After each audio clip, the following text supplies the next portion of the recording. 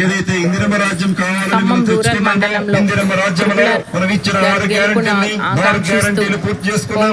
5వ గ్యారంటీ మీ సేనన్నది గృహ నిర్మాణ శాఖ, ఇందిరమ్మ ఇళ్లు మరియు రెవెన్యూ శాఖగా ఉన్న మన మంత్రి గారు ప్లాట్లు ఇచ్చి గృహ నిర్మాణ శాఖగా ఉన్న మీ మంత్రి గారు ప్రతి పేదవాడికి, ఇల్లు లేని ప్రతి పేద అక్కకి, తమ్ముడికి, అందరికీ కూడా ఇందిరమ్మ ఇచ్చే బాధ్యత మీ సీనన్న తీసుకుంటాడని మీకు మనవి చేస్తున్నాను. తప్పకుండా ఏ అర్హులైన ప్రతి పేదవాడికి కూడా రేషన్ కార్డులు, పెన్షన్ 5 సంవత్సరాల నుంచి పెన్షన్లు మీకు అందరికీ తెలుసు. రేషన్ కార్డులు ఉంటేనే ప్రతి పథకం అర్హులవుతారు. తప్పకుండా అర్హులైన ప్రతి మన పేదవాళ్లకి రేషన్ కార్డులు ఇచ్చే బాధ్యత, పెన్షన్లు ఇచ్చే బాధ్యత మీ సీనన్న మీ ప్రసాదాన్ని తీసుకుంటాడని మీకు తెలియజేస్తున్నాను.